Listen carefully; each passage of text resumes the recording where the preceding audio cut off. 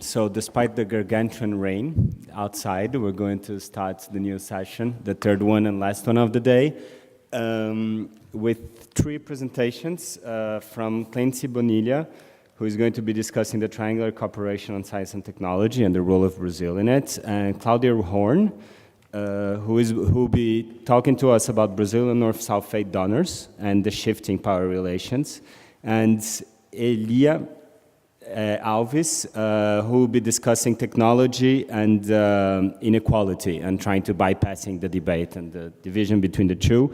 All the papers will be discussed by Nicole Gayard, so I'll let you start. Are you going to let us know when we are running out of time? Yes, of course. You have 15 minutes.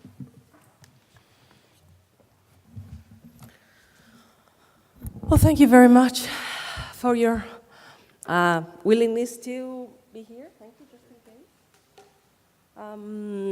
In spite of the weather, and let me start with a quick apology. I kind of was a victim of the weather changes and have an allergy, so I try to be very brief. And also I want to emphasize my gratitude to the organizers, to Cebrap and SPASS for the invitation, allowing me here to share with you some of the preliminary ideas of the research with the title Science and Technology Capacity Building in Developing Countries. I intend to devote the next 2 years to study of triangular cooperation in Central America with the leadership role of Brazil. As it was said, my name is Kleinsy Bonilla. I'm a postdoctoral student of Unicamp, the Faculty of Applied Social Sciences. And here, I want to start with a very quick summary of the background, how I landed, how I am here. First, I'm national from Guatemala, country located in Central America. I studied law in as an undergraduate degree. And when I finished, after 5 to 6 years, I realized what I thought, that law wasn't enough for me to answer more complex questions. So I started to think more about the huge challenges that we are facing in Central America, poverty, security. How do we overcome and how do we become more fulfilling and happier society? We are 25 million people in the 6 countries in Central America. So everybody was going to Europe and looking at United States, so I went very far and I moved to live and study in Korea, South Korea, of course. So I moved there, I lived 9 years, and I tried to study economic development. From the beginning, I knew there is no recipe how to develop in the socioeconomic sphere. And I wasn't looking for magical answers, but yeah, some lessons to see what were the policies that Koreans followed with clear understanding that culture, geography, history, all these details matter.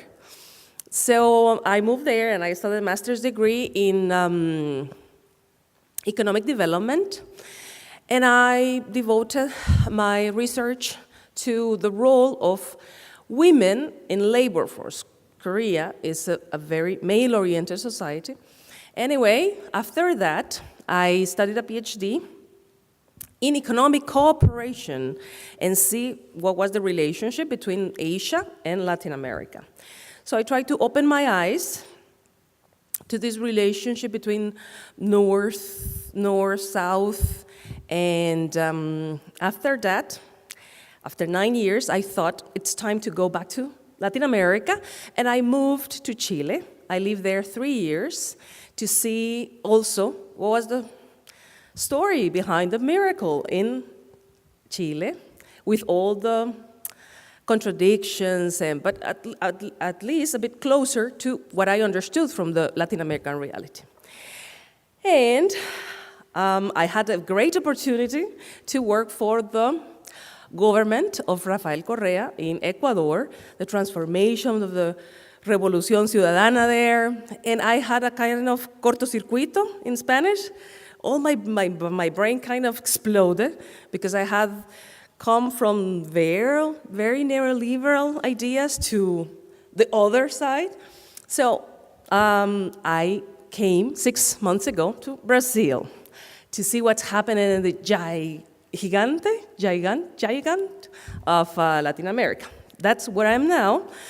And the basic rationale that I started thinking was law was not enough, economics was not enough, and I had the great opportunity to be accepted in this interdisciplinary program to try to answer, or to look for answers to complex questions. That's why I really loved interdisciplinarity.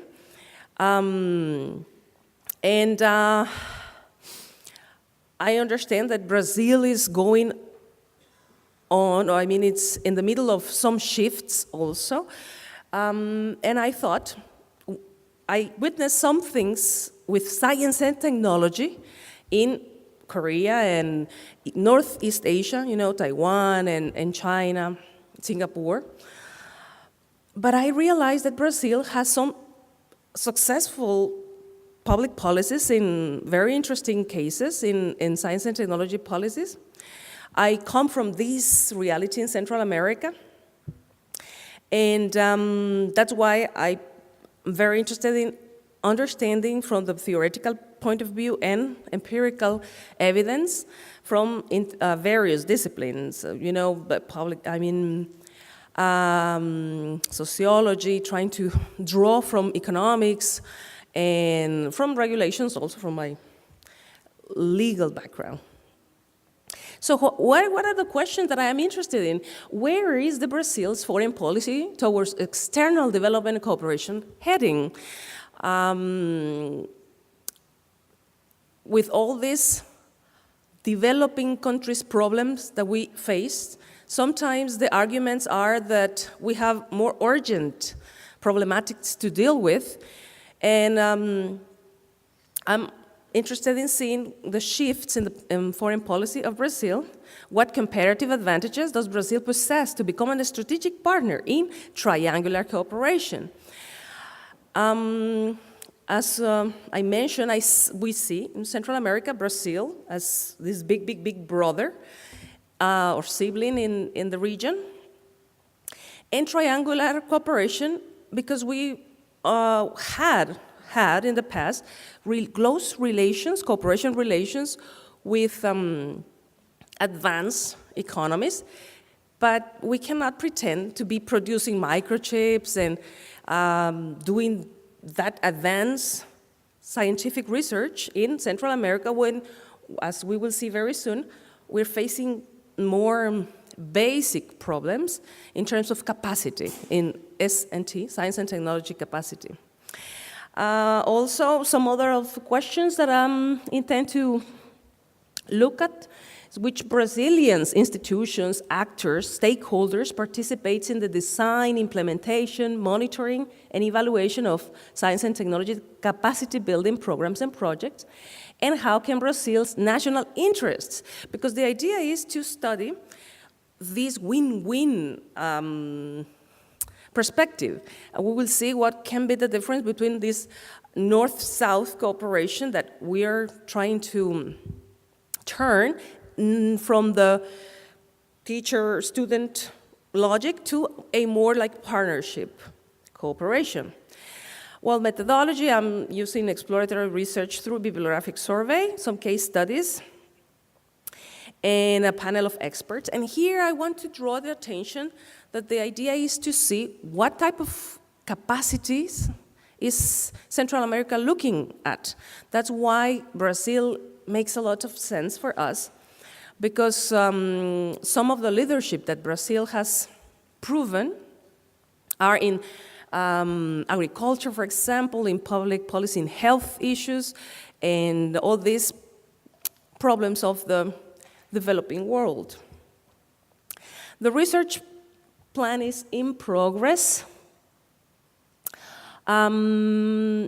I'm interested in the characterization of the evolution of Brazil's foreign policy. We heard that there are shifts in the foreign policy of Brazil, particularly the past 15 years, where it was very explicit that Brazil wanted to have some projection to the region, not only looking at, yes, BRICS and what we know, but also to the neighboring Latin American countries, and analyzed institutions, the actors, and the dynamics of what's going on in Brazil, domestic and also abroad, involved in a triangular cooperation from the Brazilian perspective. Here, I still have to narrow down if I'm gonna look at some time period, or, and I mention this because there are so many needs that we have in Central America. We have lots of challenges in our national innovation systems, starting with the human resources that we need. We produce very few highly educated human resources. So those are some policies that we can look at, what Brazil also experienced, and how you accumulated.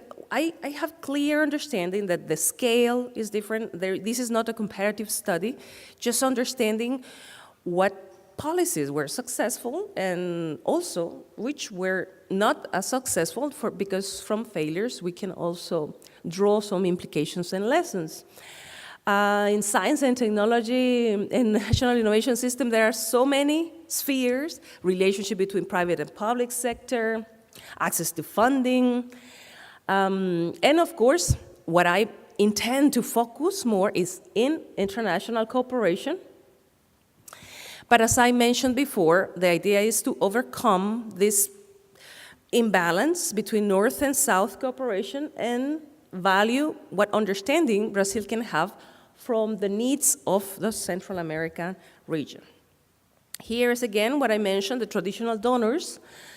The cooperation with traditional donors is somehow different because the economic and social stage of development of United States and Europe, for example, is so, well, the gap is so big with Central America that the problems, the research, the institutional development is not compatible or comparable. So that's why South-South and triangular cooperation makes more sense. And yeah, basically, I've tried to cover 10 slides that I have. We are already in the 7th. And we are looking at Brazil's strong domestic experience of development. We know that they're overcoming poverty and some of the successful experiences in public policies that Brazil has. And in Iberoamerica, I don't know how to say that in English, Iberoamerica, Brazil is seen as a very strategic partner, and I believe that Brazil has a lot to gain also from the triangular cooperation in terms of prestige, in terms of the role that this huge country can play in the region. And let's see, as I said, why triangular cooperation? Some traditional donors, including Japan, for example, Germany and United Kingdom, have closed some other regional cooperation offices and they are now focusing on the leadership of Brazil to cooperate with the other countries in the region. I will talk now about limitations that I have been encountering, because there is at least limited research on Central America. When I hear in the South, even when I was in Chile or here, that people refer to Latin America, it's kind of South America. The 6 countries in Central America are somehow left outside of main focus, and people jump to the north in Mexico, when we think in Latin America, but there are lots of things that we can see in the center. And not only countries, but also multilateral agencies are already doing triangular cooperation with the leadership of Brazil. Some examples we have here in the screen. Well, as I said, data is dispersed. Institutionality in Brazil is also very complex. One thing is the Agencia Brasilera de Cooperación, but it's very dispersed. There are lots of institutions that are, some warning will be nice, 1 minute, and then, I didn't see. All right, so the idea is to overcome all these limitations. I think this is a promising area of research. Definitely, there are lots of things I have to narrow down. Data in Central America is also difficult to be collected. And lack of systematic evaluation of science and technology. The 6 Central American countries have public bodies in charge of S&T policies. However, efforts are still recent. Thank you for your attention.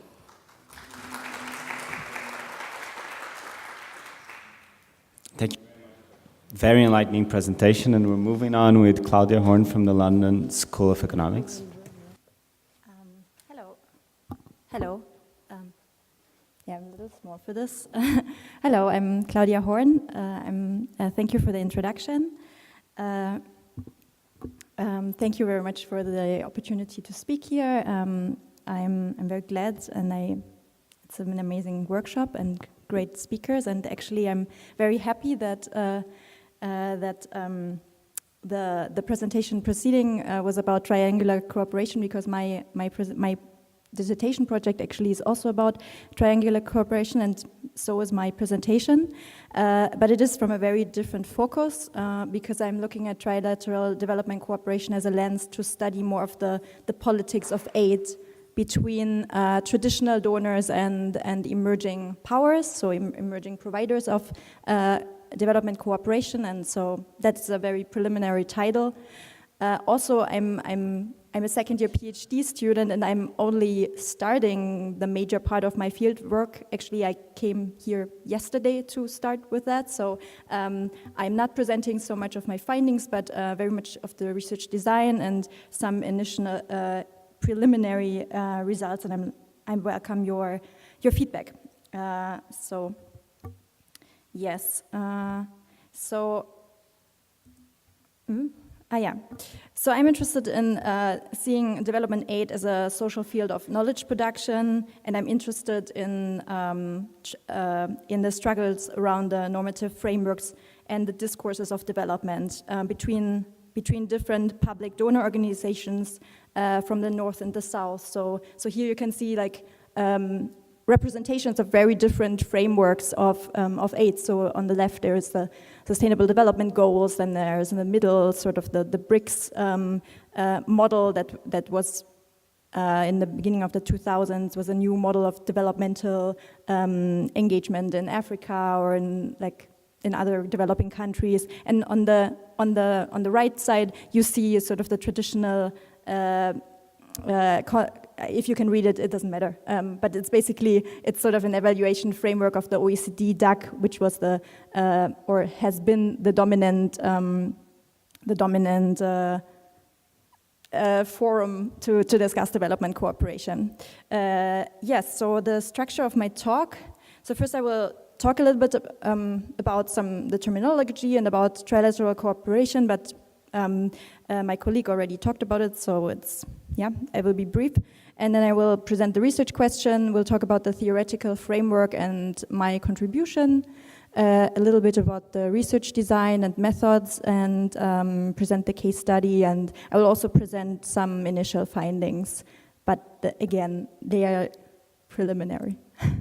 So first of all, you all are aware of what the OECD is. I just wanted to repeat it because I think it's important that the OECD DAC is the Development Assistance Committee of the Organization for Economic Cooperation and Development, and is essentially a forum of the 30 richest donor countries and with contributions from the UNDP or the World Bank, but it is, has been very limited and dominant in regards to definitions of aid. So you see like ODA is, stands for Official Development Assistance, and there are certain rules and norms of measuring this, like for instance a target of 0.7% of GDP, the eligibility for assistance, but also the ways in which development cooperation is evaluated and counted or defined.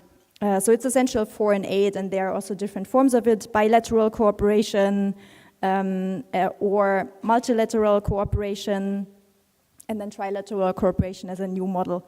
But first of all, there has been an emergence of South-South development cooperation, as you know. The BRICS have been very, very active in Africa and other developing countries, but also other emerging economies like Thailand and Turkey. And they do not fit the traditional model of aid. I mean, they're also not part of the OECD DAC, but also their aid has shown, or their assistance has shown different characteristics. And it goes back also to the Buenos Aires Plan of Action for Promoting and Implementing Technical Cooperation among Developing Countries, already in 1978. So it is also not new. But it is different because it also offered a different model, because like opposing the conditionality of aid, so like the imposition of certain policy recipes to developing countries, and so emerging powers were promising like non-conditionality, mutual benefit, but also a way of combining foreign direct investment and development assistance that doesn't exist in traditional aid, or at least with the rules of untied aid shouldn't exist with traditional donors. But I won't go into detail here because that goes too far. But South-South development cooperation has expanded very much. So then trilateral cooperation, here is essentially the use of or the joint cooperation between a traditional donor and a provider of South-South cooperation, such as Brazil, in a recipient country such as Mozambique. And so while in bilateral aid, staff from the GIZ, for instance, or the developed country would work in the recipient country. In the case of trilateral cooperation, as my colleague said, sort of uses the southern experience of the middle country, or the southern provider of assistance. So yes, trilateral development cooperation exists virtually in all sectors of development assistance, and it's mostly focused on technical assistance, such as capacity building, rather than assistance loans. But it is expanding. In 2015, the UNDP reported 689 projects across 132 countries, and 2/3 of traditional donor countries are now engaged in trilateral cooperation. And my project basically proposes to use trilateral cooperation as a lens to look at the normative and institutional convergence and contention between these traditional donors and emerging powers. Yes. Okay, because my colleague before said that it is that trilateral cooperation is essentially based on the argument that the use of expertise from the South is better adapted to developing countries, and hence the projects are better. And how am I with time? Never mind. Almost 10 minutes. We're already. Okay. So, oh no, I'm so bad. So it's a explorative research question. So why do these actors engage in trilateral cooperation despite their very different models of bilateral aid? What are their motivations?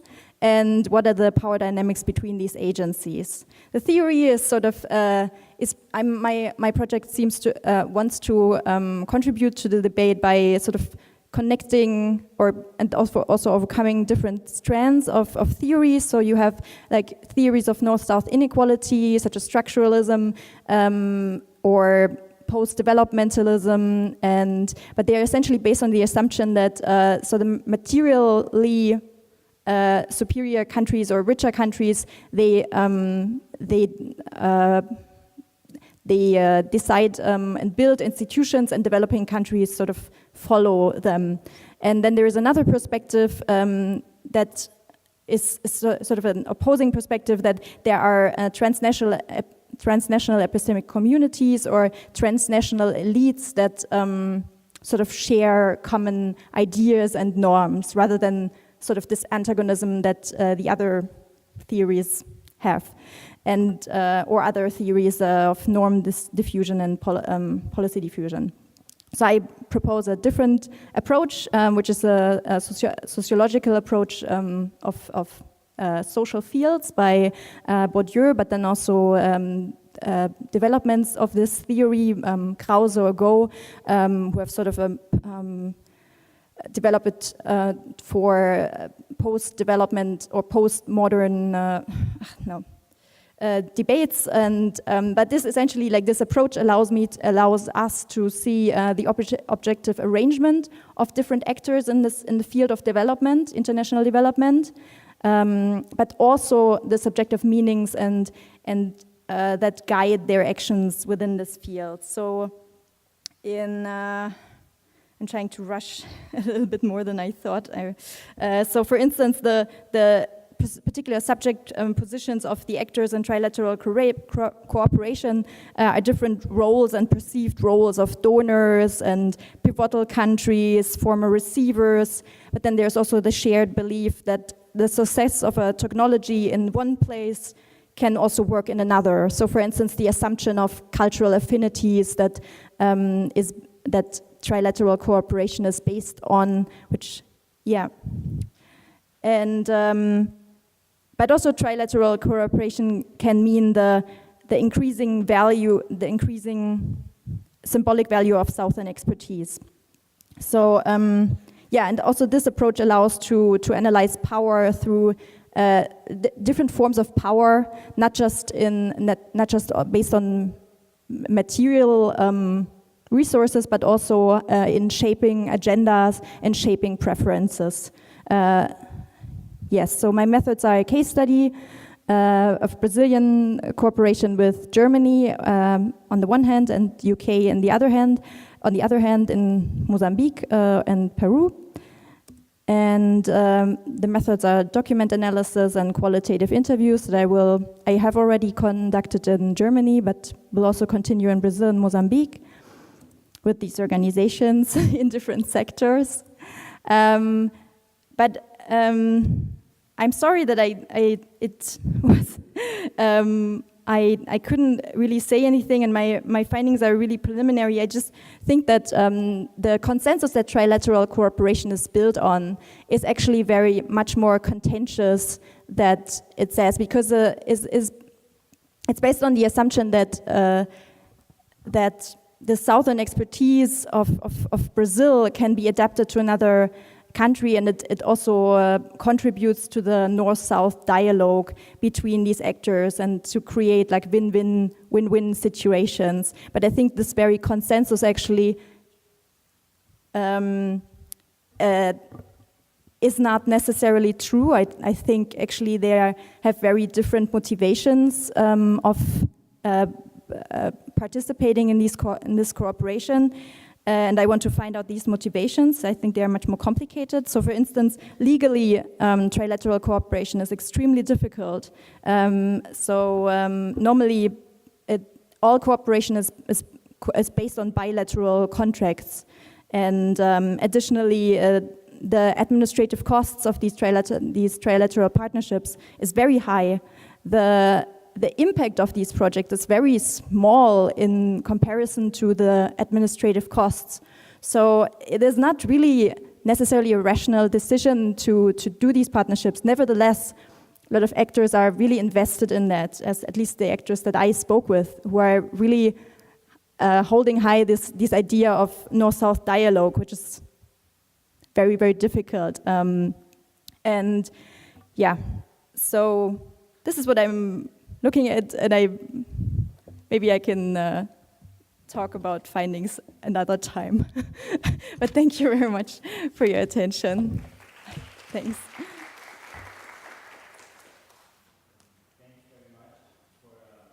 The fascinating and very comprehensive presentation that has a lot of connections with the previous presentation and perhaps with the next one as well, which Elia Alves will be presenting to us on the relationship between, going beyond the debates between technology and inequality. Thank you. First of all, good afternoon, everyone. I'd like to thank the opportunity to be here and just make a clarification that the title of my talk and what I'm going to share here with you, although I'm a postdoc researcher at Federal University of Pernambuco, this is not my research project from the university. I'm going to explain a little bit further later why I'm here talking a little bit on technologies and inequalities. So basically, what I plan to present here today, it would start with a motivation explaining why I started to study a little bit of it, presented the big question that is behind the whole research, some typical cons, which are arguments that that they reinforce the bad effects that technology may have in the increase of inequalities, and some potential pros that I will try to highlight here. At the end, some challenges and some of, if I have time, I'll talk a little bit on some 3 publications that I have been working on with different research strategies, either with a survey that we did. It's a kind of an experiment that we did in João Pessoa, and 2 other papers that they deal with quantitative data, trying to tackle those questions. So whenever we present something, we have to decide whether we will present something very specific and very specific approach, or we present something, a big question, which is being like guideline to this research. And my decision here, it was to present this big and broader question that is driving this research project, and not exactly what most of presenters did, which was to present one specific paper. So if you have any questions, just feel allowed to ask me. So this motivation to start studying globalization in general, and specifically in technologies and inequalities, started when I was invited to teach this specific subject at State University of Paraíba, Globalization International Relations. I started to teach this subject in 2013, and I teach it until today. And during this more or less 4 years that I've been teaching this subject, I had to read a lot and try to build a whole concept of globalization and its relation to international relations in general. And as most of you may be aware, that globalization is not analyzed as a single factor, but as a multi-factor phenomenon. And usually we are talking on flows of trade, finance, people, and technology. So that would be like a big picture. And if you go to the literature, once again, and for example, everybody was here on Friday and Saturday, there's a lot of literature that tackle the question whether the globalization of goods and services they are good or bad for countries or inequality in general. And Professor Canuto, he just presented like many important arguments and data on it. And also, there are a large literature that deals with the question of flows of capital and its effects on the globalization of finance. And also, there is another body of literature that deals with the question of the international flows of work and migrants. But as far as I was aware and I've been reading on it, there's not lots of strong literature that builds on the effects of technology and inequalities. And I just, who was here Friday, you probably listened to Canuto saying that technology is often seen as the bad guy of globalization when it comes to inequality matters. And this is mainly because of the potential job losses that you may have in the long term with the adoption of automation and new technologies. And my point here is that the losses and the negative effects that you have with technology, they are kind of previsible. It's possible, more or less, to see which jobs or which positions you are going to miss. But the good things of technology and the globalization of technology, especially concerning inequality, they're just not that easy to be foreseen. So that's a big problem, because if you cannot predict the good things of it, you just say, oh, technology is bad and the effects are really bad. So my questions, and this big question, kind of it's behind some specific projects that I have been working on, because life just took me to those projects. But from some time, I have been systematically interested in this. And this big question is like, do technologies have a positive effect on the decrease of inequality? And if yes, what are the causal mechanisms behind it? How can we explain technology decreasing inequality? And here, the works that I have been doing, I'm tackling income inequality, but I have been doing something also on gender inequality, because I also believe that they are connected, and Canuto also said something on it. So when we talk on Industry 4.0, when we talk on Industry 4.0, there are many elements behind it, but if you look a little bit at literature, you see almost 15, but I just selected here 12 big forces that are really connected, and to some authors, they may bring a revolution, a technological revolution, like the ones that you have with Industrial Revolution, the microelectronics revolution, and this all forces together, they could take us to a new technological revolution. And what is about them is that when we talk about services automation, usually economists and political science in general, they already see, oh, job losses, automation and artificial intelligence and big data and cloud computing, machine learning, and all this stuff. And I just started looking to those forces, and some ideas that came to my mind, and the literature doesn't tackle that much, and all of them combined together, they have a extreme force on potential decentralization.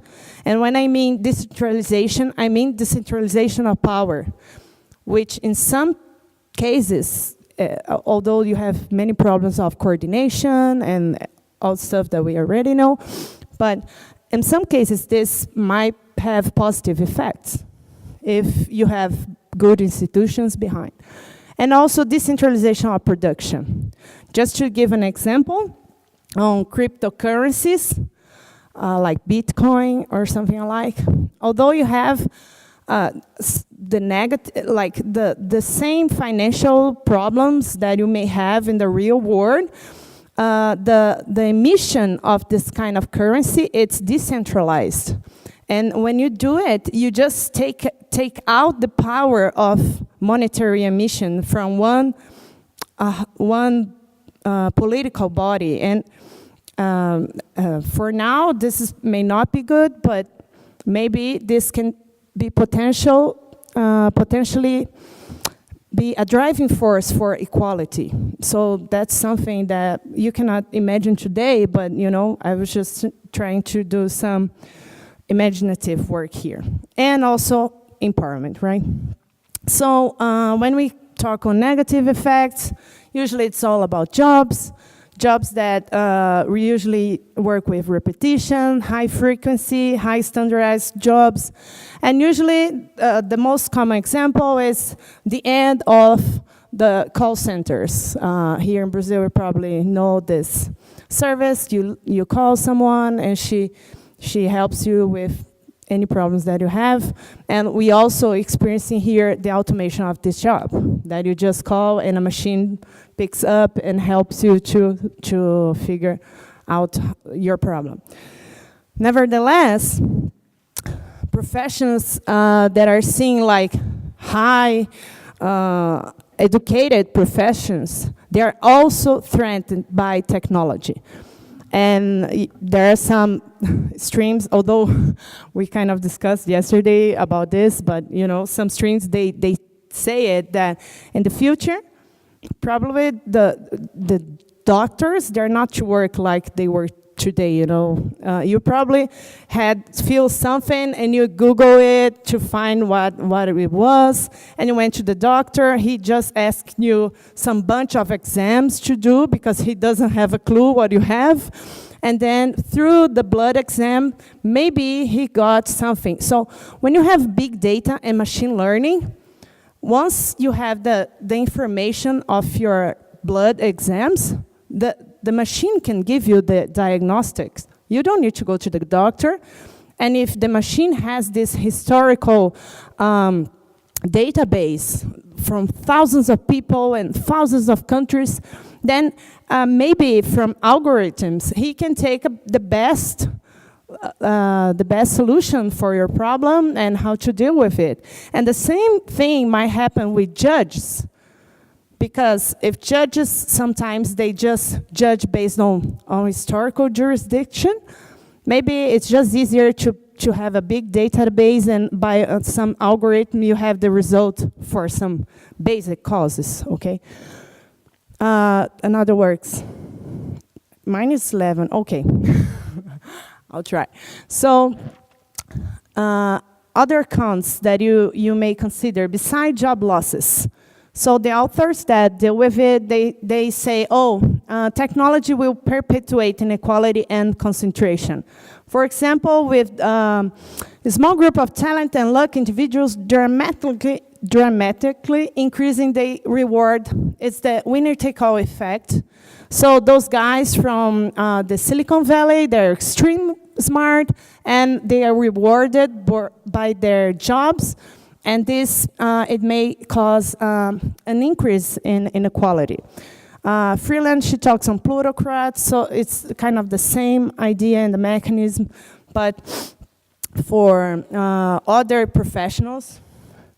And you have also publications that said that benefits to the poor less significant to those non-poor. So technologies have benefits, yes, but the benefits, they are much greater for the non-poor.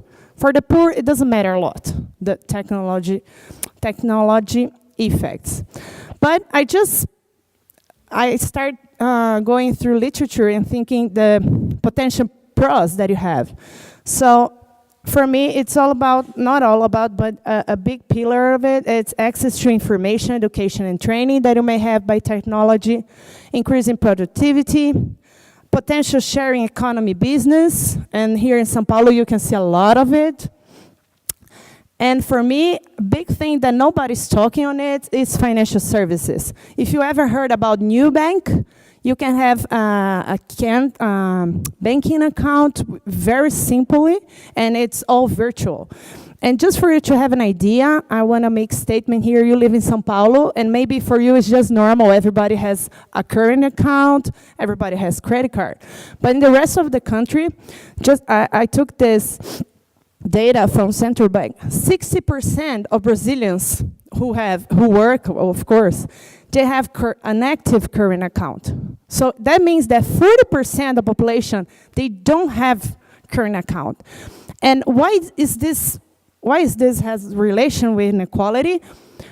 It has a lot to do, because once you have current account, you have credit. And if you have credit, your life changes. You can buy in 10 times, you know, and everybody knows what credit can make for us. So I think this is a big potential driving force for the reduction of inequality, and I don't see anyone talking on it. Social networks, we have been taught a lot on Monday about the potential of social networks and how this can, okay, 1 minute, right? Social networks and the potential for it to the decrease of inequality in general, and as I mentioned, cryptocurrencies. Although you also have some people saying that cryptocurrencies, they just replicate the same inequality that we have in the real world. So some challenges, and I just pointed at 3 most important of it. All of those technologies that I mentioned, they all are based on internet access. All of them. So if you don't have internet access, you don't have smart cities, you don't have automation of services, you don't have shared economy, you don't have anything of that. So when it comes to access in Brazil, our average, this is Brazil, okay? Our average is still quite low, but it varies a lot depending on the age. If you take people from 15 to 19 years old, then this access to internet increases to 75%, more or less. So we are kind of not that bad. Cell phones, Brazil, we have a really high rate of access to cell phones, although they are not all smartphones. What it's quite important for you to have technologies. Okay, illiteracy, I don't need to talk on it, and unsupportive ecosystem. Usually low-income people, when they have access to internet, they use Facebook and YouTube. They don't use the whole bunch of good stuff that we know that internet has to do it. So some results, if I could tell it, this is my last slide, okay? So this is an experience that was funded by World Bank, and we did with 100 families that were benefited by Bolsa Família. They received at home digital TV converter, and through this converter they had access to information from their homes, okay? Information on health, on financial services, on good stuff, and we have good results on it. It was very interesting. This one too is not published, but I'm just working on it. And this one is a quantitative research also with positive effects on internet access and the decrease of inequality. Thank you.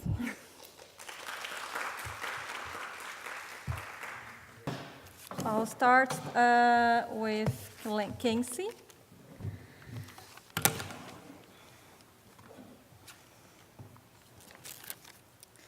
Well, first of all, I would like to comment a little bit on Kleinsy and on Claudia's work. You both are working with foreign aid and development assistance. And what I wanted to comment is that development is a disputed concept. And it is disputed by experts that try to understand how to measure development and how to promote it. But it's also disputed by countries in the international arena. So how are we going to promote it? And by the different agencies that are trying to drive international aid assistance. So I'd like to know, for both of you, how do you cope with this? I see it more clearly in Claudia's questions, how each actor is going to see it. Another challenge that I see in both works is about triangular cooperation, because there are so many actors. So how are you going to choose the projects or the actors, or how are you going to frame the data you're proposing to analyze? And about, now more directed to Kleinsy, you ask how Brazil will exert leadership, but as I understand, in triangular cooperation or in cooperation providing in Latin America, Brazil already exerts this leadership because it is the main proponent. So what would be interesting is to try to understand why Brazil is interested in providing it. There are many answers, many possible answers, but I would like to know your comments on it. But I think one main challenge when considering the provision of development assistance is with the costs that those actions take. But in Brazilian case, and in triangular cooperation case, one element is that the cost is very low, because when you use triangular cooperation format, the funds come from the developed country. So I would like you to comment on that, on the interest of Brazil, the cost it may have, and it will be this. And for Elia, well, we have already discussed your paper, but in order to comment it here, I think that it would be fruitful to try to, how can I say, to break the globalization concept into different elements. So what element of analysis would you privilege? And also, when you say that technology is good for the reduction of inequality, we come back to the discussion we had here in the beginning of the school that, okay, inequality in absolute terms has decreased, but in relative terms it has widened. And how do you think of it? How do you propose to measure it, or to give some metrics to say that technology is good for the reduction of inequality? When you commented on the internet access to poor people, I think that you were mentioning that technology is good when it can serve as an element that is the access of relevant information. But what would be the relevant information? Would it be the services that you can have from the state? For example, when you say poor people that can access information from health. And so technology is a provider of, is the element that reduces that inequality by itself, or would it is only a way to ease the access to information? So I think it's the main questions I have. Okay, so do you want to answer to Nicole now? Do you want me to get a few other questions? Address what she said. Fantastic. Okay. Thank you very much. First, well, let me see if I understood. First, why would Brazil be interested in participating in triangular cooperation? Yes, Brazil is already exerting some leadership. And maybe it's related also with the cost. As I agree that the costs can be now lower because the experience already exists. So that's why we'll be looking into successful, well, as I said, and not such successful cases or experiences in terms of science and technology public policy that has proven to be successful. I mean, given lessons to draw policy implications. In that sense, I've seen initiatives in which traditional donors try to cooperate and approach economies or countries like those small located in Central America, but there is this huge gap in which there could be this win-win situation in which Brazil explicitly has included in the foreign policy the idea of integration, regional integration, and moving from being a spectator to be main character in the world scenario. So Brazil will be interpreting in some cases, in some problems that we have in the Central American regions, for example, experiences that we already can find in how to deal with tropical diseases, for example, dengue, the recent outbreak of Zika. We are far behind in Central America. Brazil has some experience to share, and there is financing from traditional donors.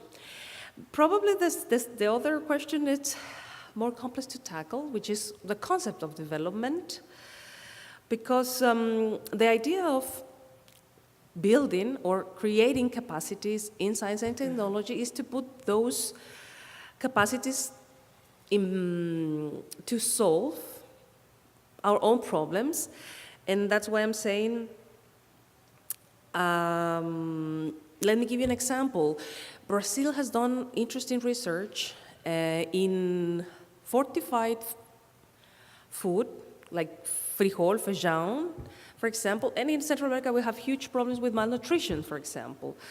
And then we would like to have access to the experience that Brazil has for us to deal with this problematic, and there are interesting initiatives from traditional donors to be part of such triangular initiatives. That would be my comment in that sense.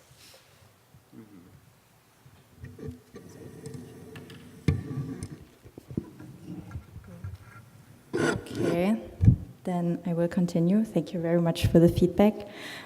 So first I will talk, I think there are three things. Like one is the concepts of development, the second is the many actors, and the third is the, actually that was a comment for you about the costs, but I would like to say something about that as well. So first about ownership, about concepts of development. Yeah, I think actually with the critiques, it's something, of course, that I'm dealing with a lot, because I think, of course, there were kind of the post-development critiques of like Escobar and others who say that have this idea that sort of development is, as a big narrative, is itself sort of an instrument of control over developing countries.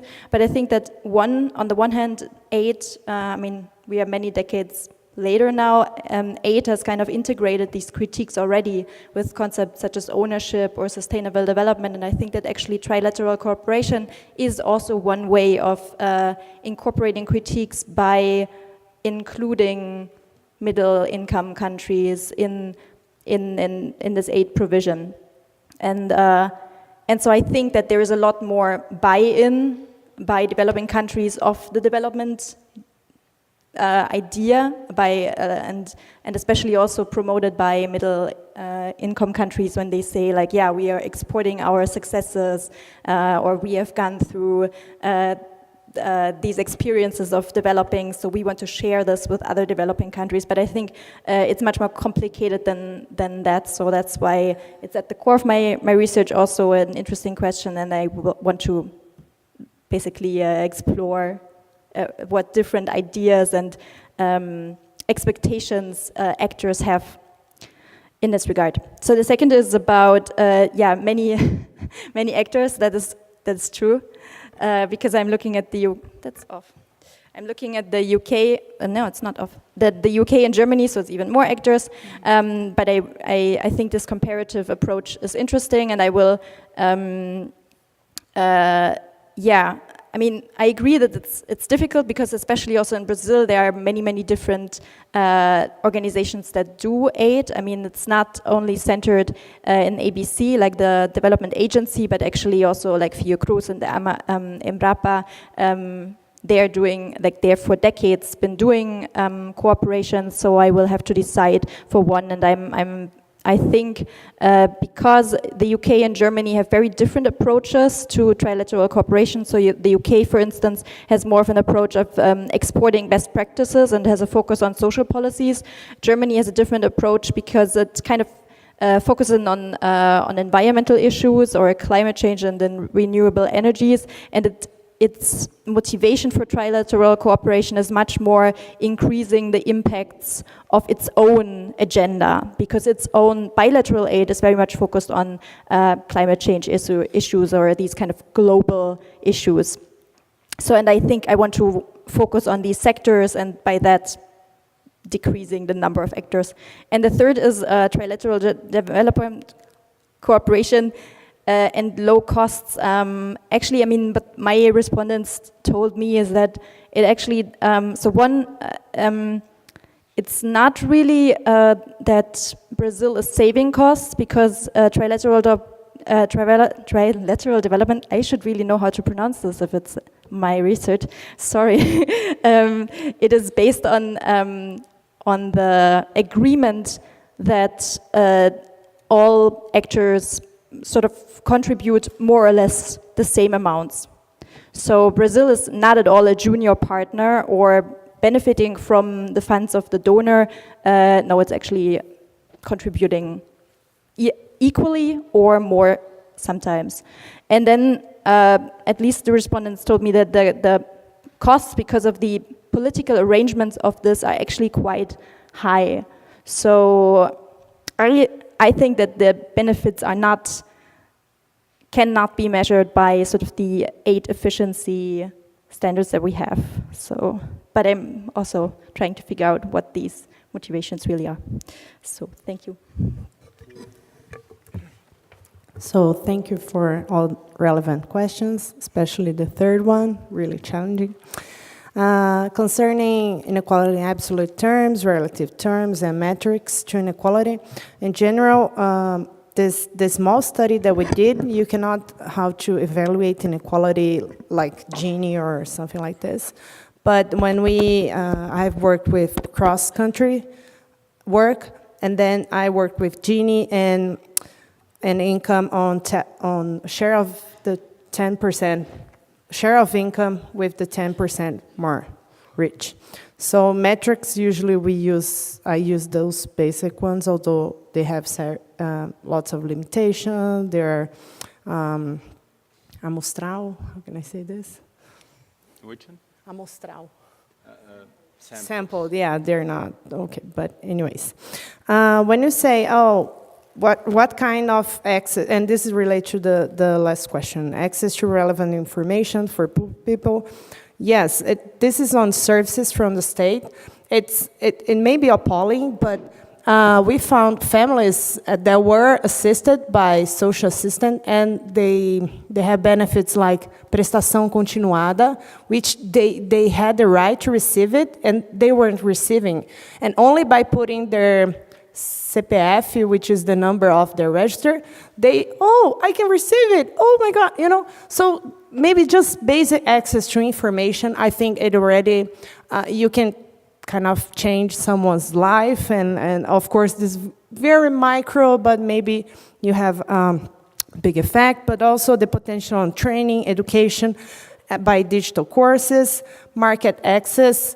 Of course, you have heard of some company that started with Facebook page business and start selling. So this is market access to small business and companies.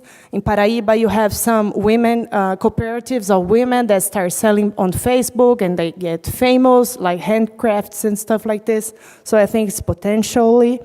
As I mentioned, financial services by digital platforms as well. So those forces, I think, they may improve lives of poor people.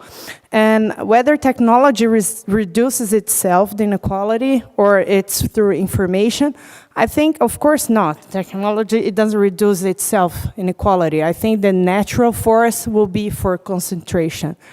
However, as we were discussing all these days, I think if you give like good institutions and an institutional framework, maybe you can make technology become more available. For example, this project that we were working on, it was a project that the Brazilian government was testing whether it would be worthy to give those digital conversers to low-income families, so that would make any difference on their lives, you know. So I think maybe doing this, so internet information access or working as platforms.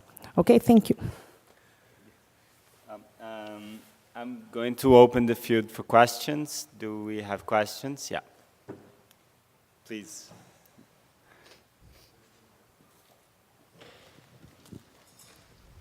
It's been a great panel of local, regional, and international perspectives on development. I don't know if it was a coincidence, but it really, lots of connections between the presentations. So, my name is Lucas, I'm from Cebrap. Thank you very much for the presentations. I have a comment to Elia, right? And I thought your presentation very thought-provoking, and I like this subject. So it's not exactly a question, but it's a comment. I don't know. I would like to know how would you react to this proposal. You mentioned you are focused on information and communication, and at least the relation between these two things. And I have a comment about inequality, the part that you didn't mention. So you stressed the link between, we stressed technology inequality via joblessness or unemployment. But I was wondering about this argument made by, I don't know, a group of important economists like James Mead, for example, who says that the real problem with technology is not exactly joblessness or unemployment or job replacement, but the problem is that you change the nature of the national economies and making them more capital intensive rather than labor intensive. And this will, I don't know, benefit capital owners against labor owners, let's say. And I think that this is a very interesting thing because, first of all, we have reasons to be skeptical about how this technological force will replace meaningless jobs, I mean, by fiat, let's say, because if you pay workers a very cheap wage, we don't have incentives to automatize the economy, first of all. And then it's a good thing to replace meaningless jobs. So let's say if you're pro-equality, you can stress this point. Let's replace this kind of jobs. So the real question is, who wants the robots or who wants the artificial intelligence? So the problem is like, it's not exactly jobs, but let's say the royalty system or the capital or the property rights, how we share these things. So in a one slogan, the problem is that how we distribute the wealth created by technology is not exactly the replacement of jobs. So this is my comment. Thank you very much. Next question, and make it quick so we can get the answers. It's very quick and it's about what Lucas said, but I can talk to you about this later. But the premise to what he said is that technology and science is not neutral. They are not black boxes. They have interests inside them, and they are made by enterprises and capitalists and everyone that is in developed countries. So when we talk about technology, we have to know what kind of technology we are going to, I forgot the word, transfer, yeah. To other places, and what are their interests and values inside them. Because if they are not made, the values they were created were not to bring equality and empowerment, they won't. And I have a fast question to you too, is you talk a little bit about this, Claudia, but how do you guarantee that the developed countries and the big powers won't hijack the agendas? That's a great question. We have time for maybe a few. Okay, everybody wants to ask questions, so go ahead. I'm sorry, but I think I will be a little rebel against the chair, because I think I have a comment. I will try to be fast, so I will start to, but I don't think that I will be able to. It's more a commentary and something that, a commentary about the problem and a commentary about the methodology of trying to understand technology. Once I was reading a biography of Fernando Henrique Cardoso. He says that one thing that very interesting is to try to study the sociology of the emergency. What's happening right now, what's it going to be in the future. And sometimes we have a huge discussion about the facts of technology, but we don't know what is going to happen about. There is a very nice book of Robert Gordon about the end of economic growth in the United States that he made hypothesis that nothing will be like electricity. Electricity was responsible for a great improvement of productivity in the American economy, and anything after that, Bill Gates, internet, just increasing the margins, the economic productivity. On the other hand, there is a great book about Yuval Harari, a model that's talking, or models or something like that, that is talking that with biotechnology, the elite will be able to, in fact, have better bodies, have better brains, have better minds than the poor, because they will be able to use technology to improve their own bodies. So how can we be able to, methodologically speaking, with accuracy, try to understand those happenings without just speculative thoughts? I think Robert Gordon is just making a very strong speculation. Yuval Harari has made a very strong speculation. We don't have enough data about smart cities. All this data is huge, have a huge bias. The most smart cities are cities of the developed countries. We don't know how these things will happen in developing countries. How we can have how we can do science to understand what's going to happen in the next years, or the next decades, or in the next century. I have very difficult times to deal with this question about the effect of technology. And sorry for the time. No. We have 1 more minute for another rebel to speak, and there's I've never seen so many questions. The panel has been so interesting. Hi. Another one. I will try to be very quickly. My question is for Claudia. I'm very interested in your research because I have been studying in Germany and I was an external consultant of the GIZ. So I saw the work in a practical way. And as a Brazilian, I compared a lot with the international cooperation work here in Brazil.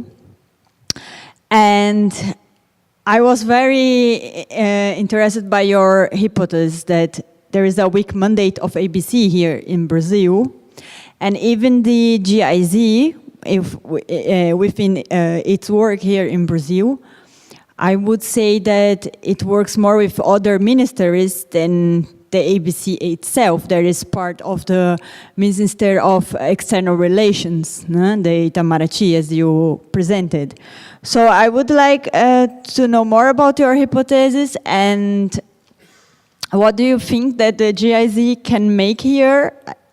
I'm asking GIZ because I know better, but also the UK aid, to improve the capacity of Brazil in international cooperation, because I would say that we don't have actually an independent international cooperation agency, although we have the ABC because it's a part of the Ministry of External Relations. That's also a really good question.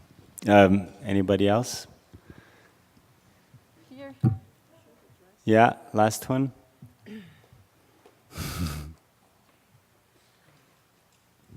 My question is to Elia. I was just wondering whether you had looked into, so you mentioned different promising sectors of technology, and I was just wondering if you had looked into public funding, research public funding in Brazil for each of these sectors, and also private investors in those sectors, whether they're foreigners or Brazilian, and if they're Brazilian, if they are much more into, I don't know, 3-dimension printing, for instance, or other sectors. Thank you.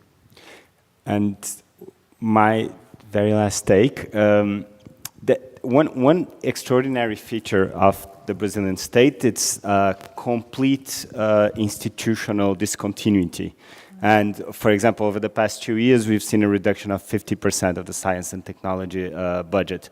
How does that institutional discontinuity impact the way you do the research? Because there is no way of seeing a long-term planning in a country like Brazil, and I'm sure that, of course, in the way that the aid is formulated, that there is a conflict with that. And anyway, you have 1 minute each to answer the questions. Thank you very much. Okay. I'm tackling what Daniela said. In my case, one of the ways to ensure that the agenda follows the needs of the developing countries is that in the methodology, I will ask Central American governments through their bodies what capacities they want to develop. And Claudia said the very key word, which is ownership. The risk of losing the power or that the dominant superpowers traditional donors impose.